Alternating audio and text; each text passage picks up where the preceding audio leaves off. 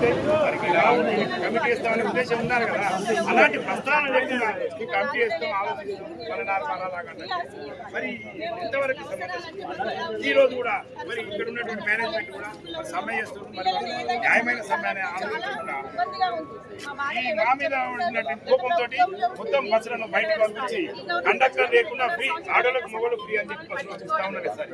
మరి దేనికి సంకేతం? ఆర్టీసీ ఉంటుంది అయినా మేము అడుగుతాను, ఆర్టీసీలో పైసలు ఉంటాయి, మరి విచ్చలవిడిగా ఇలాంటి పనులు చేసి ఆర్టీసీ నష్టాల్లోకి నెట్టి ఇప్పుడు నాశనం చేయాల్సిన పరిస్థితి అధికారులు మేనేజ్మెంట్ ప్రయత్నిస్తూ ఉన్నది. మరి జేబీఎం బస్సు వచ్చేటప్పటికి ఒక్క బస్సు వస్తే 5గురికి ఉపాధి కల్పిస్తారు, ఏది గవర్నమెంట్లో ఎంప్లాయ్మెంట్ పెరుగుతుంది.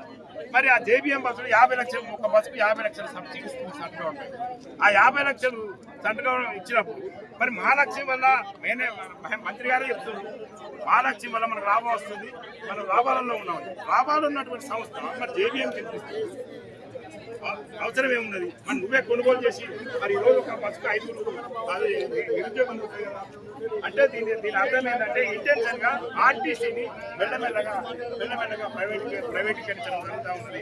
కాబట్టి దీన్ని ఎదుర్కోవడానికి సోదరులారా అందరం కార్మికులం అందరం కలిసి ఎవరికి వాళ్ళే యూనియన్ లేకపోతే ఎవరికి వాళ్ళే అనుకుని ఈరోజు సమ్మె చేస్తూ ఉన్నారు. కాబట్టి అందరు సమ్మెలో పాల్గొని విజయవంతం చేయాలని కోరుతున్నారు.